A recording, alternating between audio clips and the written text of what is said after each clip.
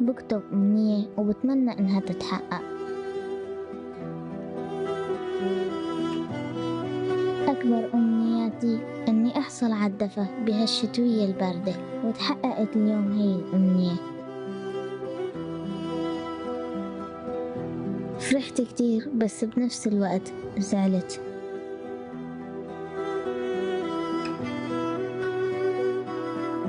زعلت لأنه في شخص بحبه كتير، هو لحاله وهلأ بيكون بردان.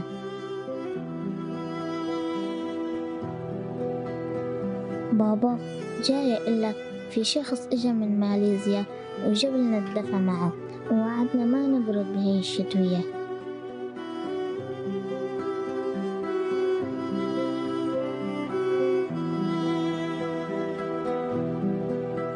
بابا انت كنت مصدر الدفا إلي ولأخواتي وحتضل. بتمنى إنك تكون دفيان، بتمنى إنك تكون دفيان، تكون دفيان.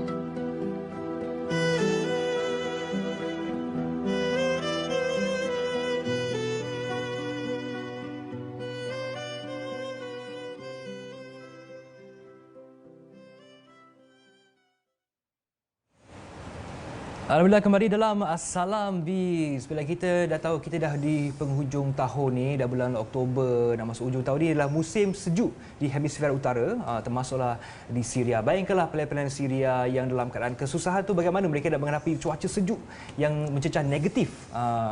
Jadi kita di sini kita nak sampaikan kehangatan kepada Syria. Jadi kita bersama dengan Pengerusi Pertubuhan Peduli Insan Malaysia. Assalamualaikum Ustaz Luqman. Waalaikumsalam warahmatullahi wabarakatuh. Ya, alhamdulillah Ustaz sendiri pernah ke Syria. Alhamdulillah. Ya. Jadi bila kali terakhir Ustaz ke Syria? Saya kali yang terakhir pada awal tahun ni lah, bulan Januari 2020. Ya, sebelum PKP Ya, betul. sebelum betul. PKP. Jadi apa Ustaz cerita sikit pengalaman Ustaz berada di sana? Okey. Pertama sekali ketika mana saya datang, apa yang menjadi satu ketakutan lah kepada saya apabila saya melihat bagaimana orang-orang yang memerlukan, saudara-saudara kita yang kita kata menghadapi kesusahan dalam hidup, terpaksa berpindah, menghadapi kefakiran, tetapi dalam masa yang sama mereka mengharapkan kepada kita yang baru datang untuk membantu, tetapi kita tak mampu untuk berikan sesuatu yang mereka hajatkan. Itu yang paling saya risaukan. Dan Ustaz dapat lihat dengan mata Ustaz sendiri depan mata keadaan diorang. Bulan 1 pun sejuk kan time tu Betul. Masa kami pergi tu memang turun salji. Turun salji. Ya, betul. Suhu tu berapa time tu? Sekitar -5. -5, masya-Allah. Subhanallah. Jadi dalam keadaan di sana adakah cukup sistem pemanasan diorang di sana? Itu yang menakutkan kita apabila kita melihat sendiri. Sebelum kita datang, kita tak jangka yang kesusahan yang dihadapi oleh saudara-saudara kita itu begitu besar dan keperluan mereka begitu mendesak. Jadi apabila kita datang dan kita lihat sendiri bagaimana mereka hidup dalam yang pertama sekali dalam kefakiran. Kefakiran yang mungkin sebelumnya kaya berubah 180 darjah menjadi orang yang susah-susah-susah. Tak ada apa-apa. Tak ada apa-apa. Kemudian yang kedua, kita tengok mereka dalam keadaan kesusahan menghadapi pula kesejukan, yang kesejukan itu di luar kita kata kemampuan untuk mereka tahan kalau tak ada pemanas, kalau tak ada baju yang tebal yang melindungi mereka daripada kesejukan tu. Jadi ketika mana kami lihat dan kami cuba untuk bantu sedaya upaya, tetapi keperluan mereka itu terlalu besar untuk kita liputi semua bantuan yang kita miliki waktu itulah. Jadi kita maksudnya apabila saya melihat dan itu sesuatu yang bagi saya cukup menyedihkan. Menimbulkan kesedaran kepada kita situasi di Malaysia kita perlu bantu mereka di sana. Saya terfikir bagaimanalah dekat sejuk tu orang-orang tua, kanak-kanak, bayi, bagaimana keadaan mereka di sana dalam keadaan yang begitu daif sekali. Betul. Yang pertama sekali kita kena tahu yang kebanyakan yang berada di kem-kem ini adalah anak-anak kecil dan wanita ibu tunggal. Ibu tunggal. Ya, sebab kebanyakan suami-suami mereka ada yang ditangkap, ada yang kita tak tahu bagaimana keadaan mereka. Dan mereka ini dalam keadaan kefakiran, kesejukan yang bersangatan. Kami melihat sendiri kemah-kemah yang mereka duduk. Yang kemah ni taklah macam rumah tuan kan. Maksudnya kalau kata dalam beberapa bulan dia dah mudah koyak kain dia. Kemah. Jadi bila kita tengok banyak kemah-kemah yang kita masuk dan kita cuba ziarah, ada tampung-tampung yang sentiasa diperbaharui. Sebab mereka tak mau bila hujan air turun. Tapi kalau yang kita kena faham bila musim sejuk ni, satu saja lubang yang mungkin sebesar ini, tetapi kalau masuk dia mampu memberikan kesejukan yang cukup kuat di dalam tu. Jadi tanpa pemanas, tanpa sesuatu yang memberikan sedikit kehangatan kepada mereka, itu satu mimpi yang cukup menakutkan. Masya Allah, subhanallah. Baik, kita fahamkan tahun lepas pihak daripada Pertubuhan Peduli Insan Malaysia telah membantu 80,000 penduduk Syria. Jadi mungkin tahun ini pula apa targetnya?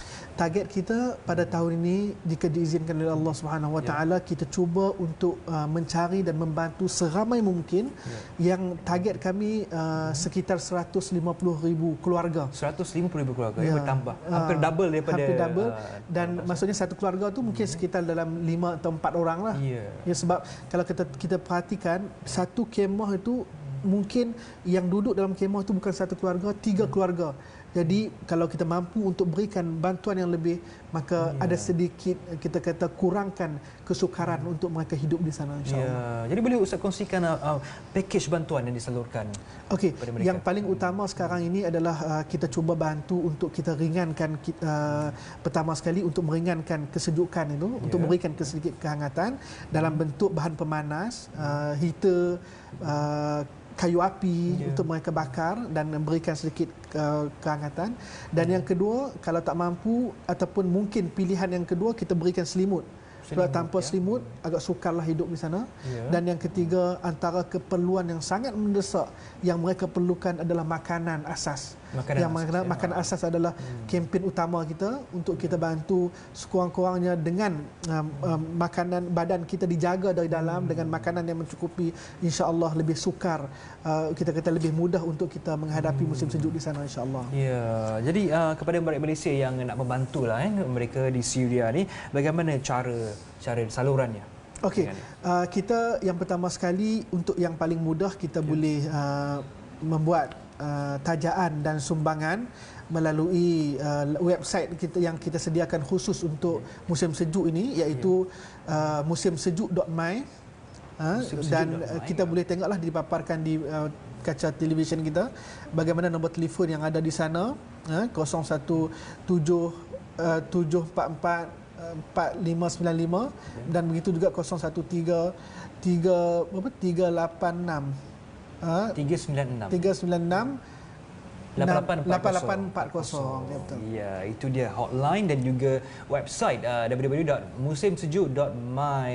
Baiklah, mungkin ada kata-kata akhir daripada Ustaz kepada penonton. Jadi harapan kami di Peduli Insan, marilah sama-sama kita berganding bahu untuk kita bantu saudara-saudara kita yang mereka bukan minta untuk mencari kemewahan, tetapi mereka hanya harapkan sedikit bantuan untuk mereka keluar daripada kesukaran yang begitu kuat dan keras yang mereka hadapi ketika ini. InsyaAllah, semoga kita dapat membawa kehangatan kepada mereka. InsyaAllah, sampaikan kehangatan kepada Syria dalam keadaan musim sejuk di sana. Jadi sama kita boleh dial nombor yang tertera dan juga boleh pergi pada Facebook yang tertera juga di kaca TV anda. InsyaAllah, sama-samalah kita membantu saudara Islam kita di sana yang sedang berhadapan dengan ujian Allah SWT. Dahlah susah payah dengan peperangan, dengan COVID-19 juga di sana, dan kini tiba musim sejuk pula. Jadi satu lagi cabaran kepada mereka. Sama kita bantu meringankan apa yang kita mampu, insya-Allah. Terima kasih kepada Ustaz Luqmanul Hakim dari Pertubuhan Peduli Insan Malaysia. InsyaAllah semoga dipermudahkan segala urusan. InsyaAllah. Baiklah, kita berehat seketika, kembali lagi selepas ini.